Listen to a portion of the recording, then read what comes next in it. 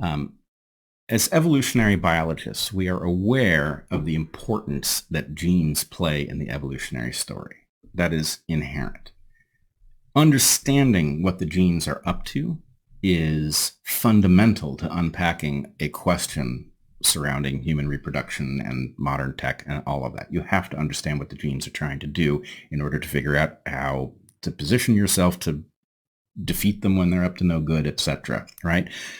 In no way am I or are we advocating that we do what the genes want done. In fact, we have very directly said we have an obligation. The genes are amoral.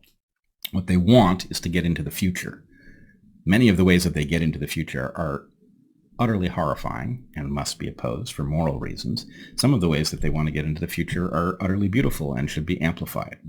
It's an a la carte world. We have to choose the things that the genes want that we should agree with, and we have to choose the things that we are forced to oppose for moral reasons. So please don't take anything I'm saying here, because I'm pointing out what the genes are up to, as indicating that I am in any way suggesting we go along with it. But there's an argument I never hear about the question of abortion, reproductive rights, etc. We frequently talk about the need, which some people don't recognize, for an exception to any limit on abortion in the case of rape, right? You and I believe firmly that there has to be an exception. Mm-hmm. I believe it goes beyond that. This is not that, in fact, the argument for an exception is effectively absolute from a genetic perspective.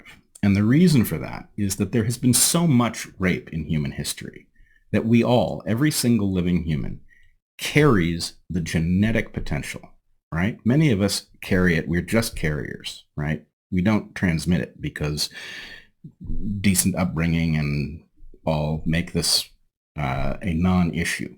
Many of us are also women, effectively incapable of rape. Okay? But the point is, the genetic potential for rape exists in us because there's been so much rape in human history. And one of the great successes of society is in reducing the amount of it dramatically. By punishing it severely and pursuing instances of it, we drive the amount of it down, which is great, and we should do better. But here's the question. If we do not carve out an exception for a woman who has been raped, right? If we compel a woman to give birth to a child, we say, well, why punish the child, for the sins of the father? Well, it's not a question of punishing the child.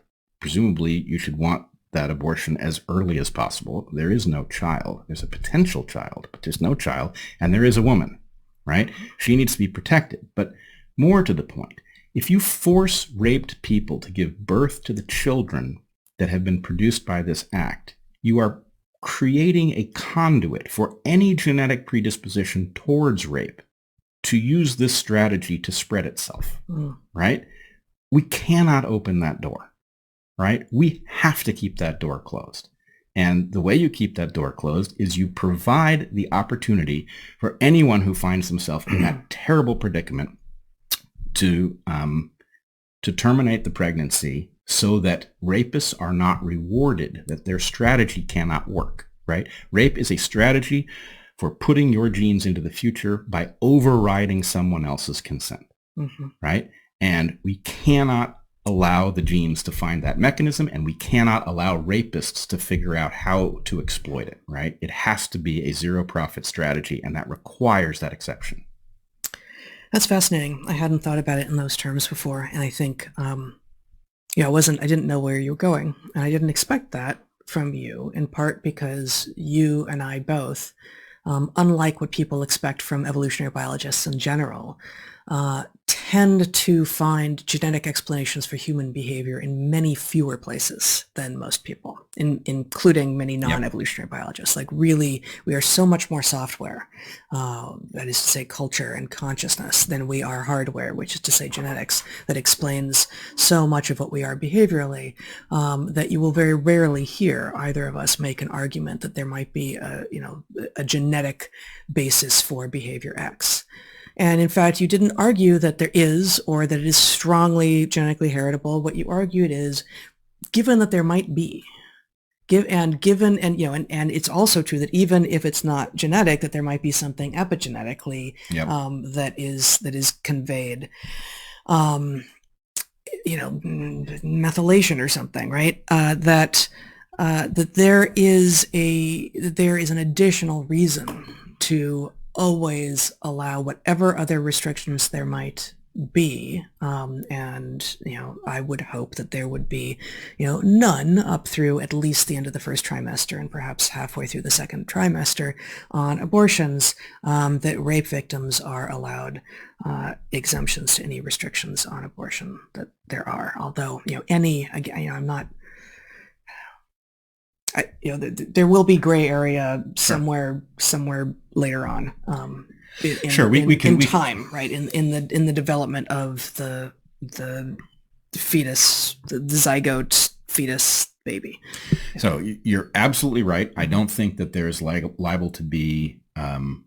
So when we talk about heritable, we're talking about the differences between individuals, and that matters here for reasons that will be obscure to most people. But the point is, you have to have a difference between individuals in their propensity to engage in this strategy at the genetic level in order for it to be heritable in this sense. Right. I'm not arguing that I think those things exist. I'm arguing that they might. Mm-hmm. And I'm arguing that if they do, they can't become an advantage, mm-hmm. or they will be elaborated. So You're right. You saw exactly why I structured it the way I did. Yep. But I would also point out that given what you and I do believe, which is that,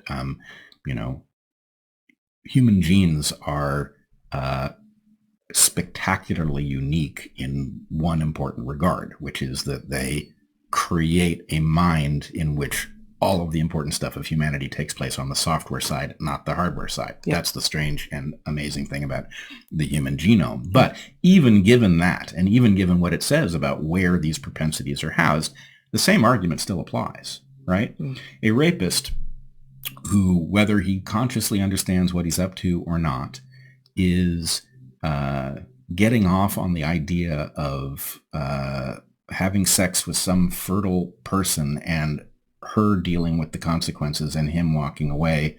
That person needs to know that there is no product of his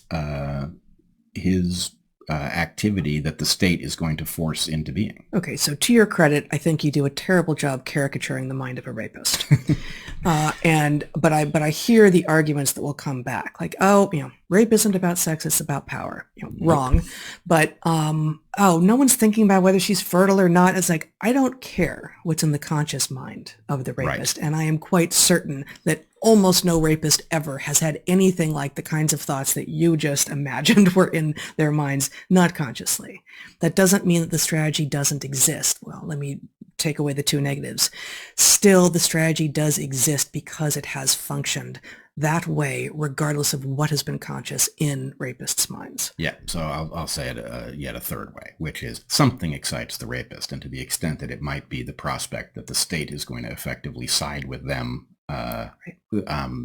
no, the state has to side with the woman. It's unambiguous, and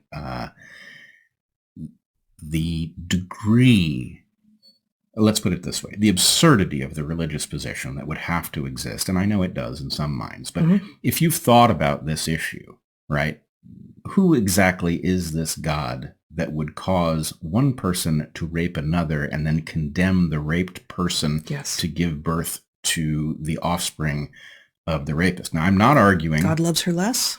Right. What the hell? What mm-hmm. kind of God are we talking about? Mm-hmm. Or, did your God create a universe in which things happen and they put us in circumstances where we have to make uncomfortable judgments, and this is one of those things? Right. I feel like almost all religious people would have to recognize that if they came to the table and looked at the actual, not just the issue that they're focused on, but the other issues that it is in tension with. And in this case, there clearly are other issues. Indeed. Well, I think we've come to the end of it. Yes. You don't mean the end of civilization. I don't know.